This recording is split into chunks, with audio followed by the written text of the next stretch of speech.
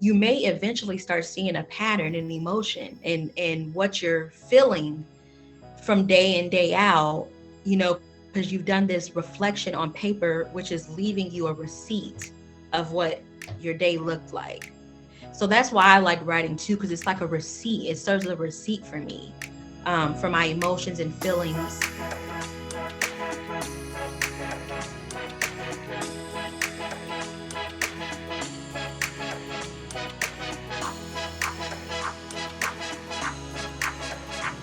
Hello, and welcome back to You Need a Counselor podcast. It is 2023. Yeah. It's unbelievable. We started this podcast in 2020 because Chrissa and I were bored, and and all of our schedules and things, just all of our events that we had going, just all went away, and we went, oh man, what do we do now? And it was funny looking back and going, this is the start of our fourth season. We did 2020, 2021, 2022. Here we are at the start of our fourth season. And I just remember, Chris, where we did this, we had signed up for this free webinar that was how to create a podcast within a week.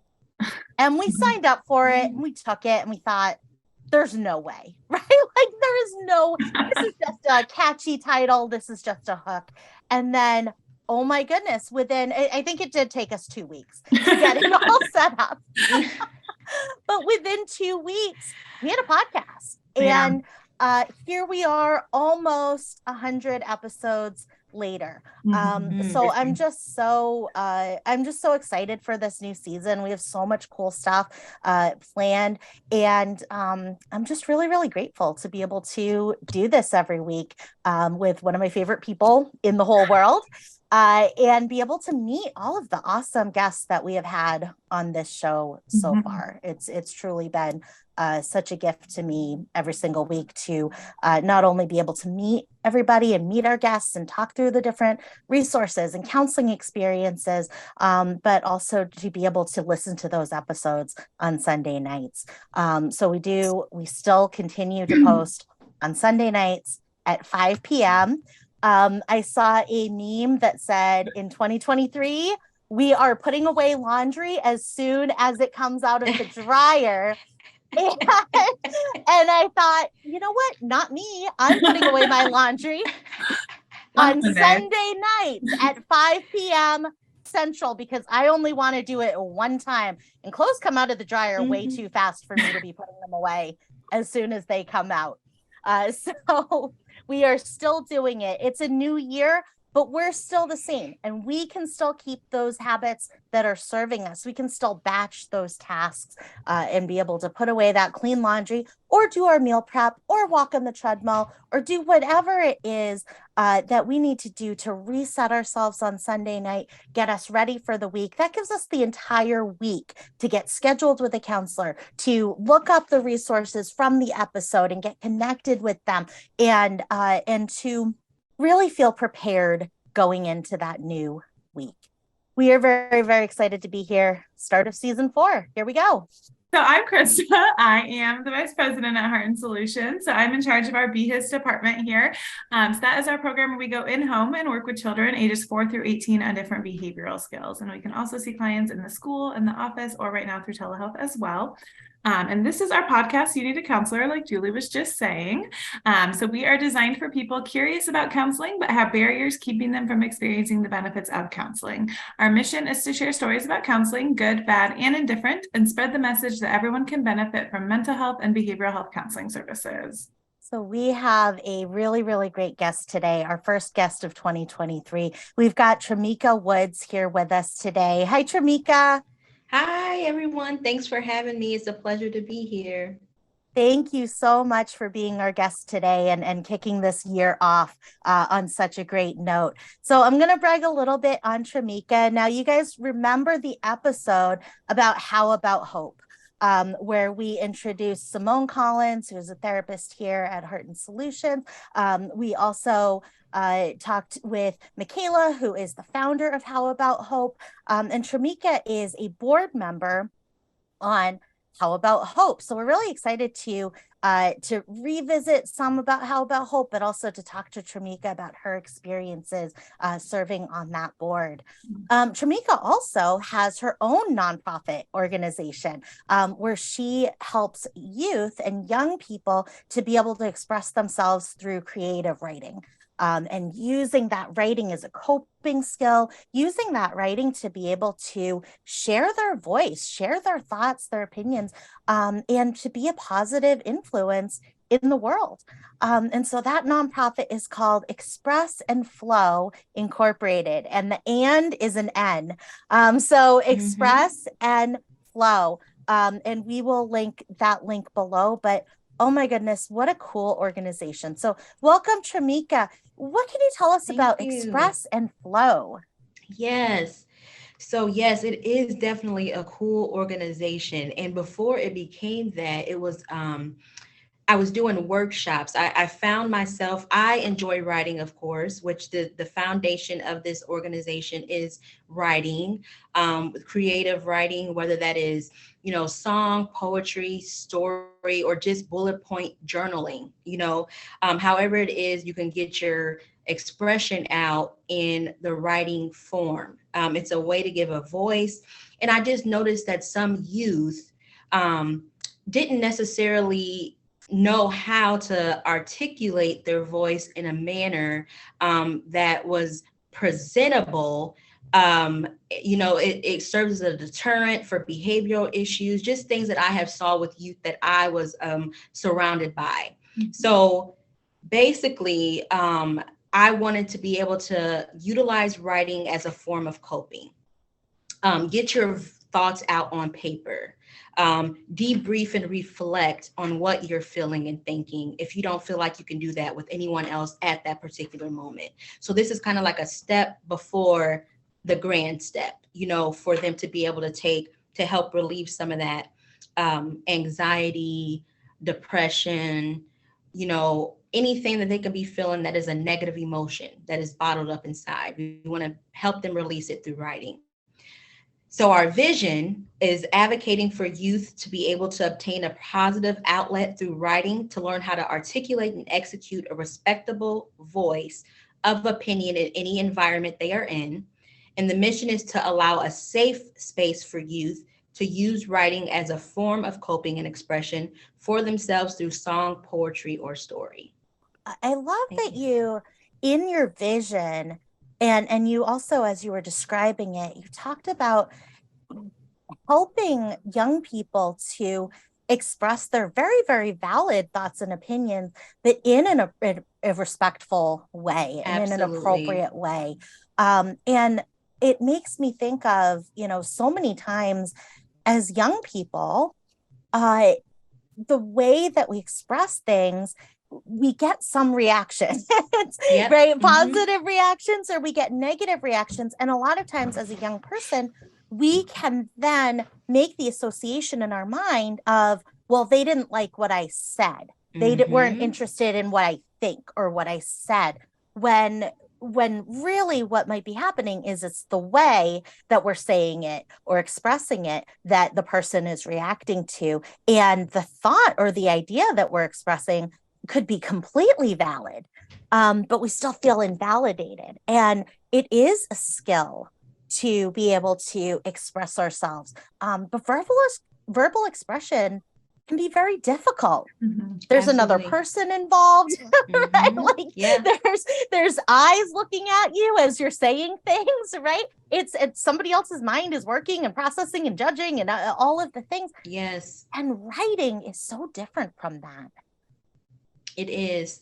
It definitely is. And what I found was they were able to, in this environment of the workshop setting. So before I decided to go further with it, when I saw that it was actually beneficial, what I was seeing from them is that they were sharing things with the audience, the other peers they were around, that they wouldn't normally discuss if it was verbal first. So as they start writing it, and then got it out in that form, when it was time for open discussion, they felt more comfortable picking up that paper and reading from it versus it just being a general verbal interaction firsthand.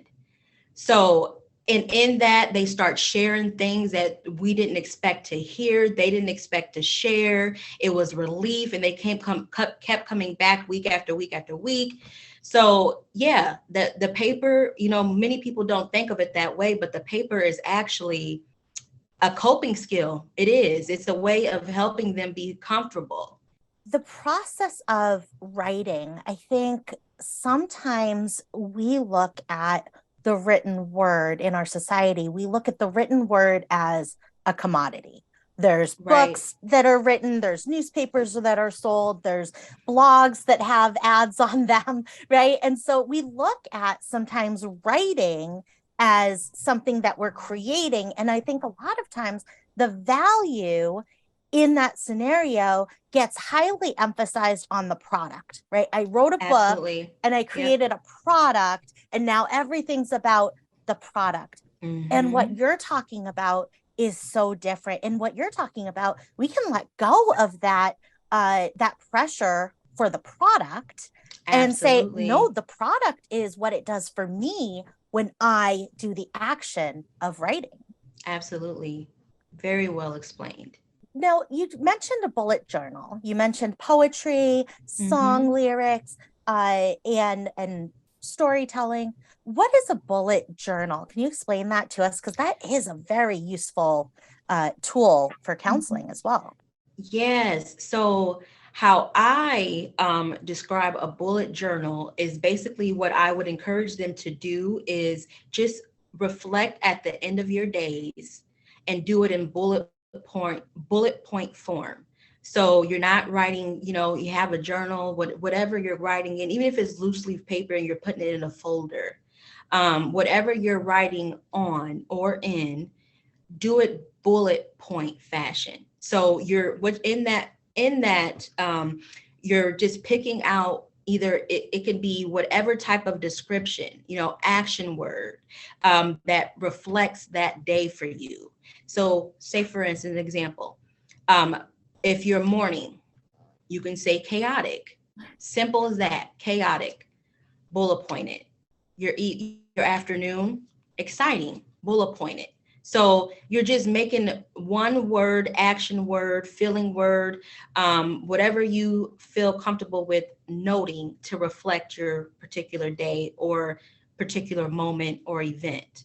So then therefore that word is helping you remember that particular event and, experience. I love this because it takes some of that pressure off of journaling. Yeah. And, I think it's the new year.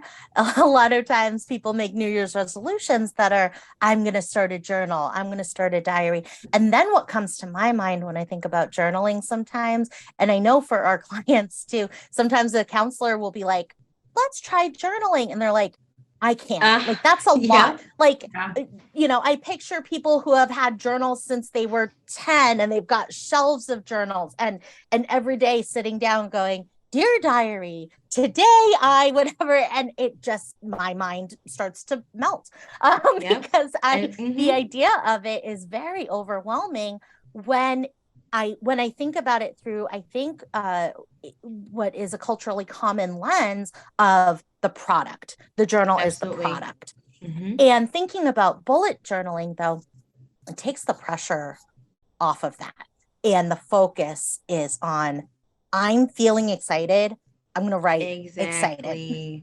Exactly. That's exactly it. And then also on that note, it's helping you remember and kind of reflect on the emotions you felt. What did your day make you feel like? What were you feeling in that moment? How was it emotionally impactful, negatively or positively throughout your day? So it's encouraging them to think a little bit deeper in the sense of, oh, this is all what happened and how and why, but what did I feel when all of this was happening? So that's also the segue for that too. So I'm trying to kill two birds with one stone, and it works out, Yes. So yeah. Yes, absolutely. It's not solely narrative. It is my personal narrative. Absolutely. So, my husband could take the dog out for a walk and I could take the dog out for a walk. We could both write in our journals, today I took the dog for a walk. We don't have a dog, but today I fed the cat. And if I'm doing a bullet journal on that experience though, could be totally different from my husband's. I could be like, the cat's mat was messy and I thought, I don't have time to clean this, right? And I remember when I used to put down 3 bowls of cat food and now it's only 1 bowl of cat food, right? And all of these things that come up in doing just that one task. And if I'm journaling and I'm just writing, I fed the cat, it's totally different than bullet journaling that experience and saying, missed my other cats or had grief or had loss or had overwhelm by the experience of doing that. Whereas my husband might feed the cat and might be like, oh, it's kind of dirty under the counters, right? Or, some other and might have a totally different emotion with that where he'd be like, and move Exactly. on. So I think it's so cool what you're doing where you're teaching people how to use writing, which is something that, most people know how to write. And we feel like, okay, I know the mechanics of writing. My 6-year-old is learning the mechanics of writing right now, but how it can be used to express and to uncover those things within ourselves that we might not otherwise notice or be able to verbalize. Absolutely. Absolutely. So now you were doing the workshops. And so now how is that transitioned from the workshops into what you're currently offering at Express and Hope or Express and Flow? Yeah. It goes hand in hand. It goes hand in hand. But Express and Flow, how about Hope? Yeah. I still do a workshop not necessarily recently, within the last year. I had a session where I worked with a sibling group, 2 boys, and we called it a 2-on-1. We did the workshop setting. I have a 4 to 5 week curriculum that we do that pertains to different lessons and activities to reflect different styles of writing.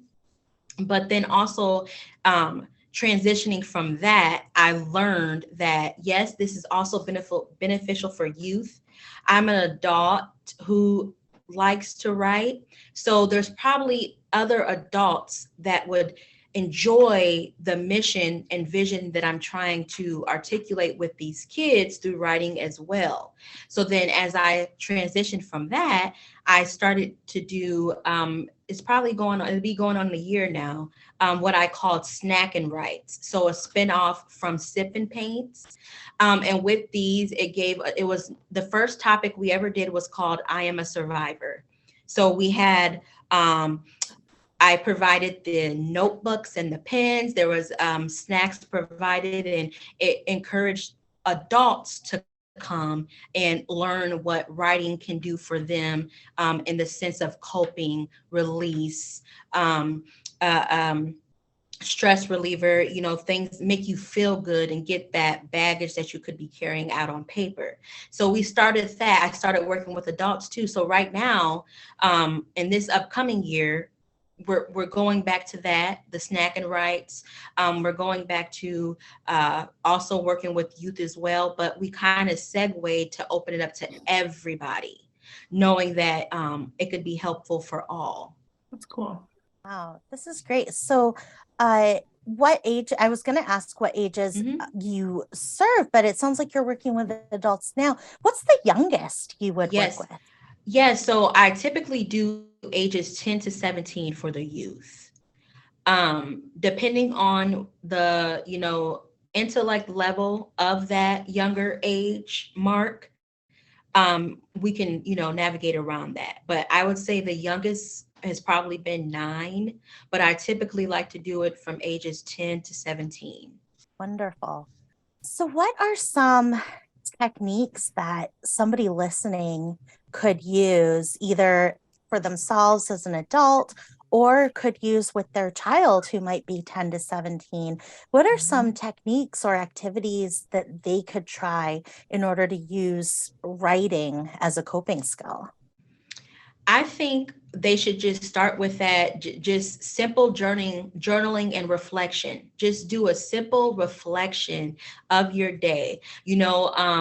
Whether that, if you're an adult with children in that age range, sometimes it's challenging to know what their days looked like. They don't want to come home and talk to you about what happened from the start of their day at school to the end of it.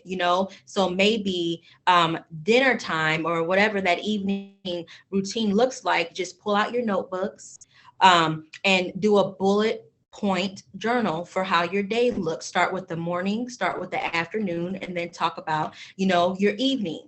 Even if that hasn't started yet at that time, what are you expecting to look for your evening? And then, do a round table chat with it. Use that as a segue or an icebreaker into discussing how your days have gone. And then that could potentially help in other areas. You could be killing two birds with one stone doing something like that, which is as simple as it is. And then you're not also kind of pushing on your child to share verbally. Maybe they'll feel more comfortable telling you the emotions they felt throughout the day if you just let them write it out. Mm-hmm. Yeah, and then even for adults, the same thing applies. Just reflect after your day. And then if you keep track of it, whether, like I said, if you're using a notebook or if you're using loose leaf paper, if you just keep this combined and keep track of what this looks like, you may eventually start seeing a pattern in emotion and what you're feeling from day in, day out, because you've done this reflection on paper, which is leaving you a receipt of what your day looked like. So that's why I like writing too, because it's like a receipt. It serves as a receipt for me, for my emotions and feelings, and positive things, negative things, all of it. It's like a receipt. Yeah, I like that. I love that. That is so helpful because our memories, especially when it comes to our emotions, they're unreliable. We cannot, so unreliable. I cannot remember. If you ask me how was I feeling 2 days ago, I have no idea, right? Like my memory, and I think in general as humans, our memories are just not reliable when it comes to our emotional experiences. I mean, gosh, I can't remember when I get to the grocery store what I needed to buy. I need to have that written down, or I'm not going to buy any of it. Same. Yeah.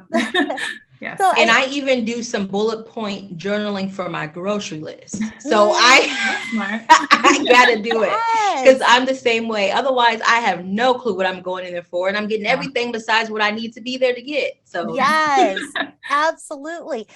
Because our minds go off of latest and loudest, and so when we're in the grocery store, there's a lot of latest things, and there's a lot of loud things in the grocery store designed to make us buy those things, when really all we need is almond flour and butter, right? Yes, exactly. So what a great idea. I do a lot of this for task work, right? When I need to, when I have a project that involves tasks, I always have to write that down.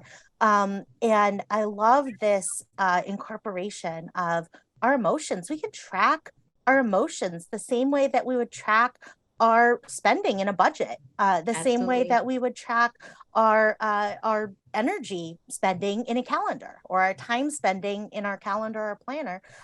We can track our emotional spending, our emotional energy, through bullet journaling and through tracking that, and then be able to see those patterns and see like, oh, well, the last time I felt this way appears to be 8 days ago, but I don't even remember that now. That's valuable information, right? That, oh, I feel really terrible right now, or I feel really, really afraid right now. But the last time I wrote down terrified apparently was 8 days ago, and I don't remember it. Like, I don't remember what I was terrified about. right? And that is such great information that nobody else is going to tell us. We have to tell our future selves. Exactly. And then the hope would be, hopefully, you know, it might take a little bit of time of doing this so frequently, but when you are feeling terrified that day and you maybe felt it 8 days ago, you could reflect and say, well, 8 days ago, I was terrified because of this. Am I terrified for the same thing now today? How can we try to resolve this or find a solution? You know, so yeah, kind of goes hand in hand both ways. Absolutely. Because our feelings will feel a certain way, but within our day, there are 1,000 different factors. I Yes, mean, the weather is a absolutely. factor. Oh The gosh. you know, our what our hair is doing that day is a factor. I mean, honestly, Yes. there are 1,000 factors who we saw on the way to work in our car, right? Like there are so many different factors. And if we can do that, we can help identify which ones they are. So we're not assigning and associated certain emotions with things that are actually not the cause or not the trigger Absolutely. of that emotion. Absolutely. Wow, that is beautiful. And I love the idea of, like you said, in the workshop or in the groups, using the writing as a precursor or a half step into that verbal communication. And you talked about that technique for the family and for Mm-hmm. yourself and your partner, or yourself and your roommate, or yourself and your parent or your child, being able to use that because gosh, I've got a 6-year-old and I ask her at dinner how her day is, and she's like, good. I'm like, that's great. What did you do? I don't remember. Okay. And so these kinds of things, and the idea of a parent or the person who's kind of instigating this in the relationship or in the family, modeling that, showing our Absolutely. children, showing our partner, like, okay, well, I'm going to sit down and write this out for 5 minutes. Like, do you want to come join or not? And at the end of it, being able to say, here's what I was writing about, and we create the narrative for the day around those bullets. Absolutely. What a great technique that everybody can use. And like you said, it's simple, but effective, so Mm-hmm. effective. And it's not something that we naturally would think to do. Absolutely. That's true. One that I do in the morning is I write with my non-dominant hand. And I set the timer for 2 minutes and I say, okay, I'm going to write, like my pen cannot leave the page.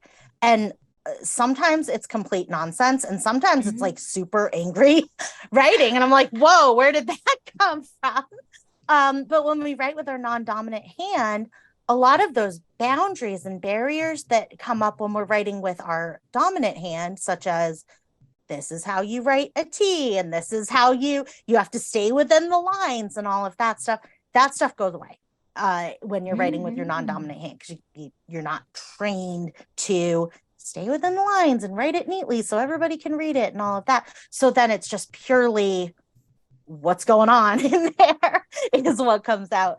And I also find the timer just really, really helpful, because otherwise I'll sit there and be like, Right. I can't write anymore. Or I'll think like there's no end to this. But when there's a timer going, I can go, oh, okay, it's been 20 seconds. I know there's an end. So yeah, that's one that's really helped me quite a lot, just writing with my non-dominant hand. And then stuff will come out. I'm like, oh no, I didn't know I was thinking that, or I didn't know I was feeling that way. Very, very interesting. I like that. I like that idea a lot. So now you have had some different kinds of counseling experiences yourself that you've shared with us. So you had a great counseling experience, and you also had a mediocre counseling experience. And we love hearing about the great ones, but we love hearing about the mediocre ones and the not so great ones, because that's such a big part of the counseling experience that nobody talks about. So we'd love to hear about your mediocre counseling experience first.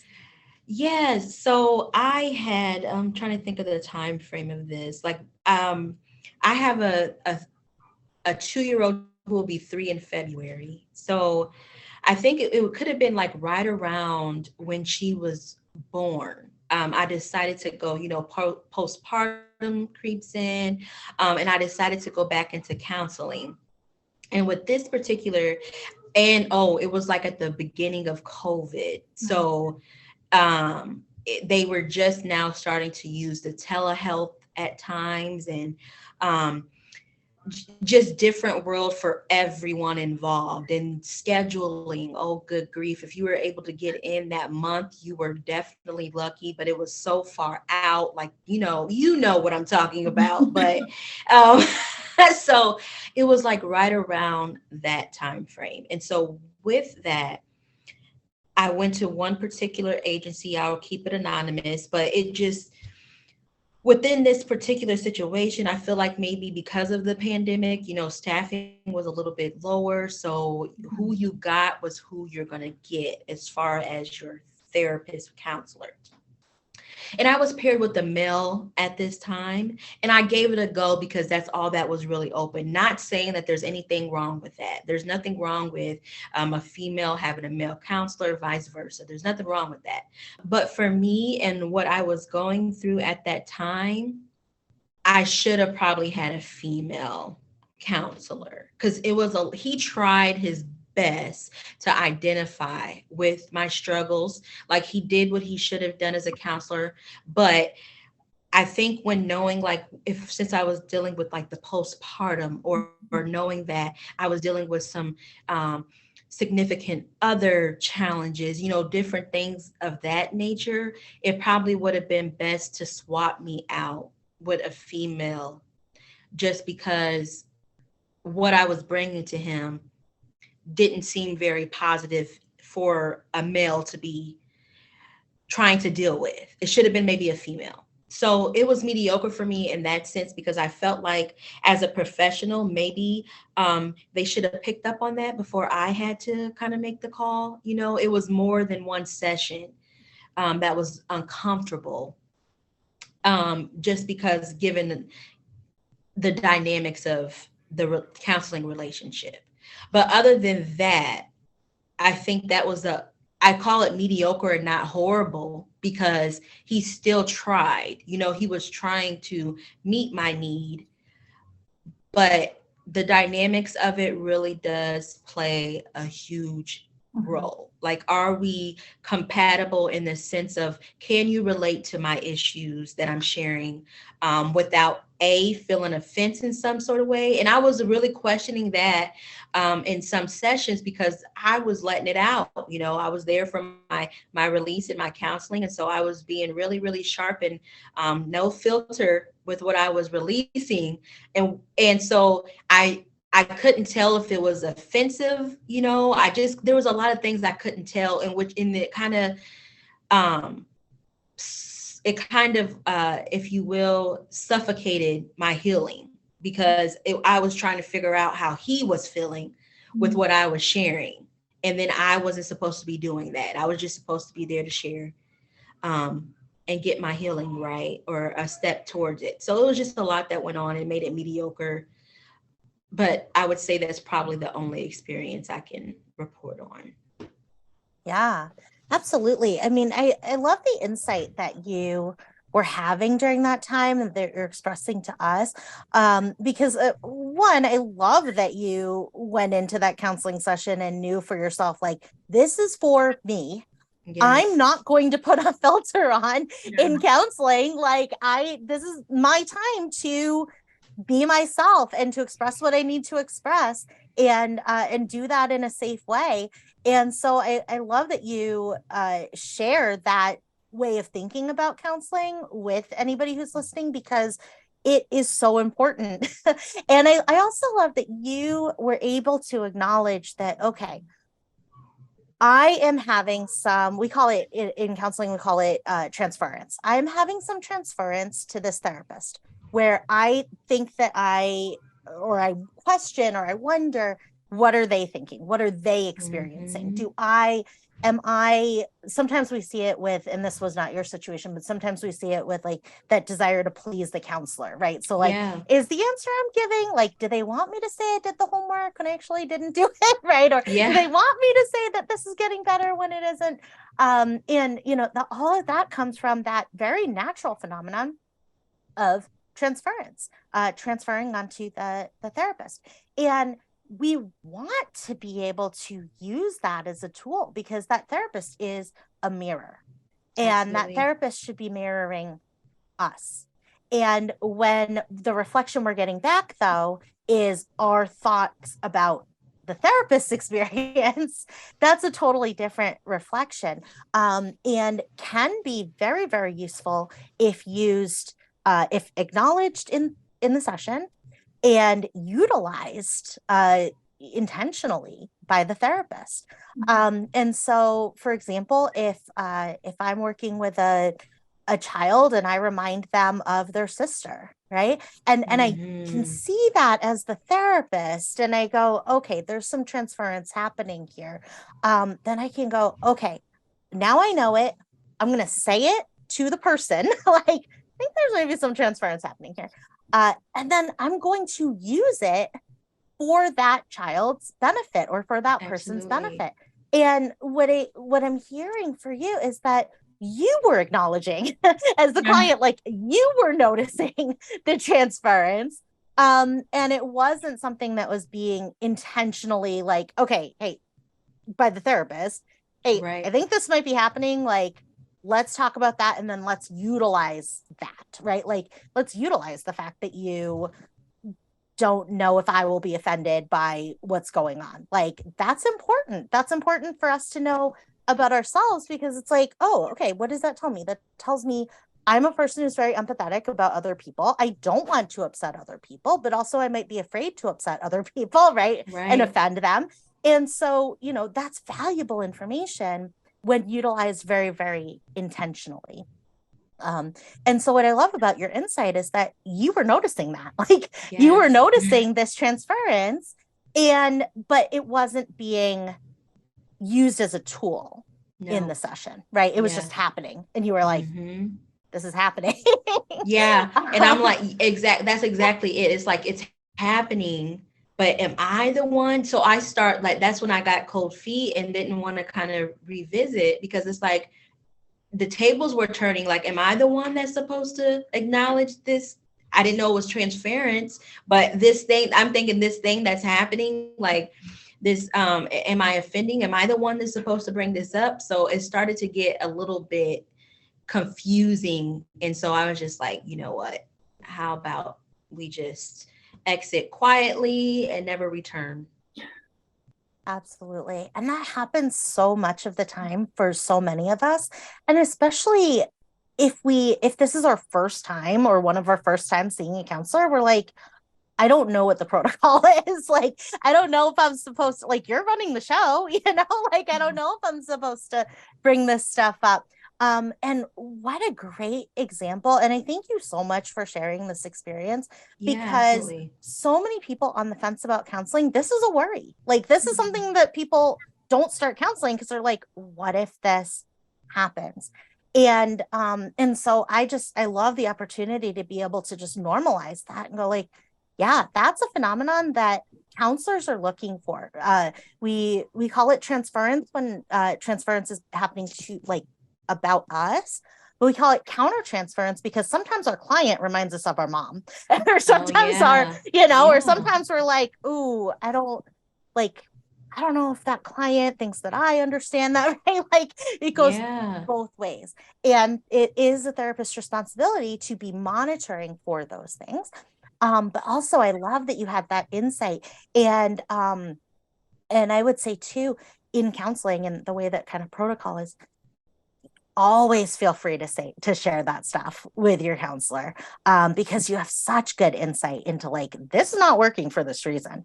And so for anybody listening, that is such a great thing to like, if you've got that same insight about your counselor, absolutely. Like, the worst thing to do is just keep going to therapy and pretend it's not happening. Absolutely. Right? Like, acknowledge that and be able to know it for yourself. And then this is me writing a permission slip for anybody listening. Tell your therapist about that.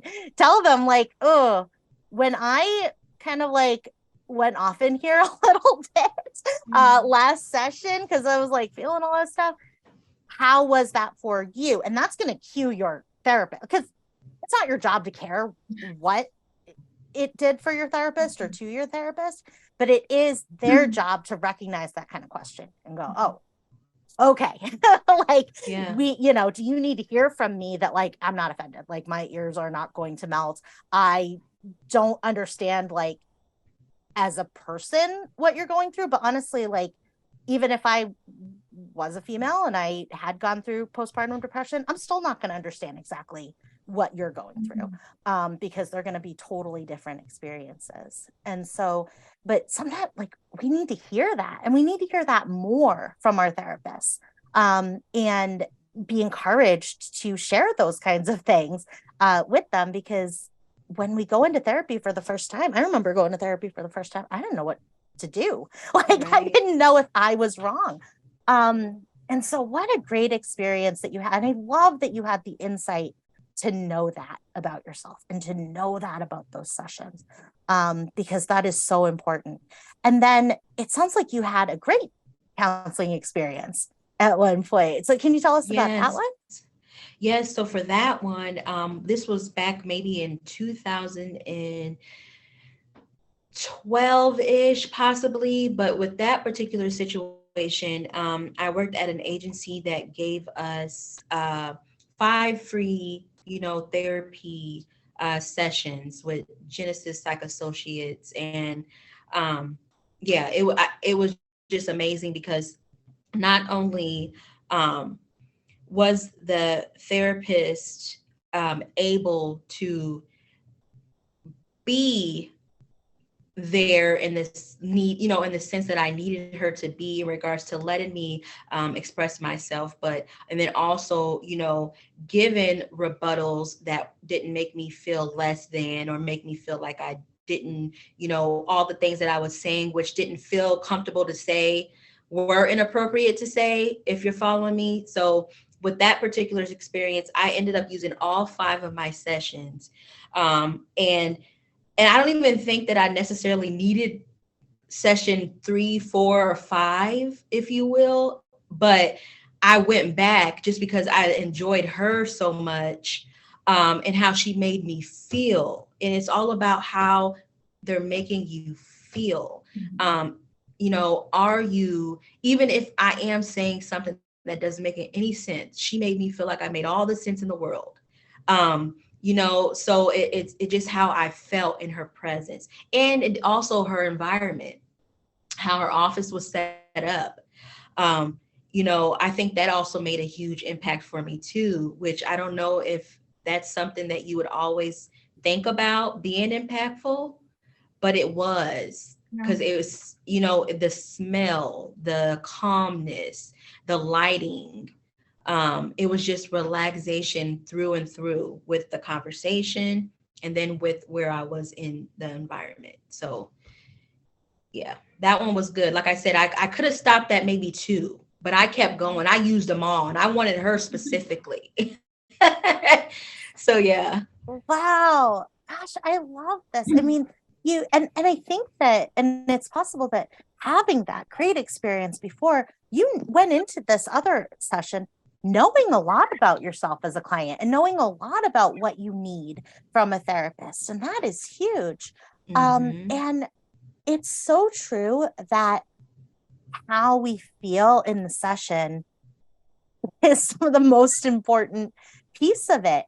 And it's funny because Chrissa and I, when we do interviews for Heart and Solutions, we do a role play with the providers, because we want to know, how does it feel when you do an intervention with me? I want to know how it feels.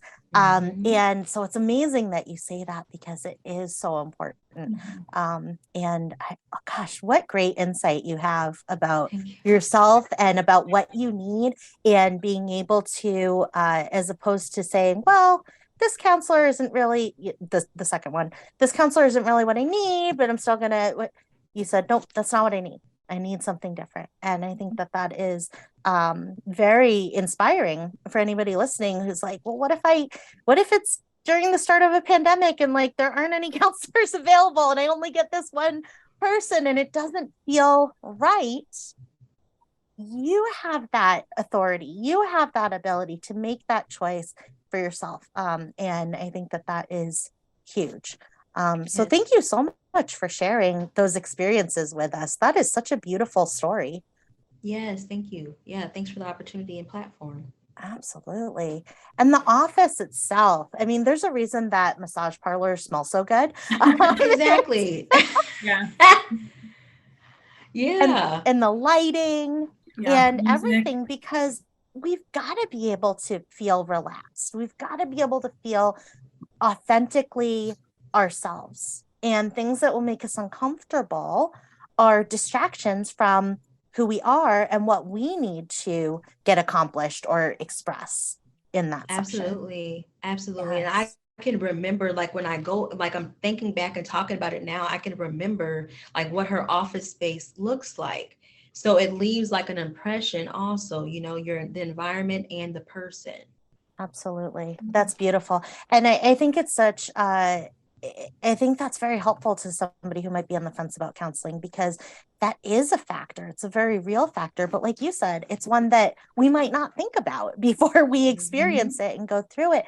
And so I love when counselors and therapists put pictures of their office on their website or on their Psychology Today profile, so that I can kind of see what I can expect when I go in there. It gives me a little bit of there's a reason that elementary school students, they visit the second grade before they go into second grade. Exactly. It's because it helps us to know what to expect, gets us a little bit feeling a little bit more prepared, which is great. Absolutely. Wonderful. Well, I want to talk more about H.O.P E, but I don't think we have time in this episode. But I would love to have you back another time, maybe in the spring or next summer, to talk a little bit more about H.O.P E as well. Absolutely. If somebody is interested in utilizing Express and Flow, now, are you doing that through telehealth or over the phone or anything like that, virtually? Or is that all in person in Quad Cities? Right now, we're in person. If, it depends on the individual or individuals, but right now we're planning to be in person. And so, yeah, I have my card. I don't know if it's going to be able to be seen or shown. Yeah. But yes, I have my card there, and it has my phone number, my email address. But basically, that's all. They would just need it. And I think you all have my email address too. Just send me an email or give me a phone call, and we'll go from there. I also have Express and Flow Inc. on Facebook as well, as a business page. So all inquiring could also go there to contact me. Wonderful. Thank you so much. And I like that you're in person, because it's the reason, you're doing writing. It's not all computer work. There's a experiential factor that is kind of like an X factor that you are providing through your work. Absolutely. Wonderful. Well, thank you so much for being here, Trameka. Now, if you could give one suggestion to somebody maybe on the fence about starting counseling, what one suggestion might you give them? Just do it. If you're thinking about it, if you're contemplating, if you're not thinking about it and you're not contemplating, try counseling. Try it. I'm telling you, it will do wonders for you in your situation. Try it and just do it. Absolutely. I love that. And I would imagine that you work with a lot of people who are in counseling and are utilizing writing as another way of expressing that, or a way to prepare. Sometimes I'll send my therapist emails and it'll be like, do not respond, because I know like she'll try to, and I'm like, no, this is not for you. Like, this email is for me at my next session. Like, it's not for you. Don't respond. Because of what you're talking about, because of using writing to get it out, but also to help us prepare to verbally express ourselves. Exactly. So beautiful. I am Trameka Woods, and I need a counselor. Awesome. Me too. So does Chrissa. We all do. And I also love that you shared that, you went into a 5-session situation. After 2 sessions, you were like, hey, I'm okay. Right. You continued to go because there's still that benefit. Even when we're not like, I need to see somebody right now, there's still that benefit. And I love that you're serving as a role model for that as Absolutely. well. Thank you so much. So if you want to get in touch with Trameka, we are going to list all of her information in the show notes as well, where you can reach her on Facebook or by email. If you are in Iowa and you're looking for mental health counseling, or please give us a call at 800-531-4237. And then, like Julie mentioned at the beginning of the episode, we post new episodes every Sunday at 5 p.m. Central. So don't fold your laundry as you do it. Wait till Sunday. Listen to us while you get that laundry folded, and we can help get you started with reaching out to a counselor or connecting to our resource or a guest that was on the episode that week. And then if you have any questions for us, you can reach us on our Facebook page at You Need a Counselor Podcast, or on our Instagram at You Need a Counselor Podcast on there as well. So I'm Chrissa Hunt. And I'm Julie Johnson, and we need a counselor. And so do you. Bye. Bye.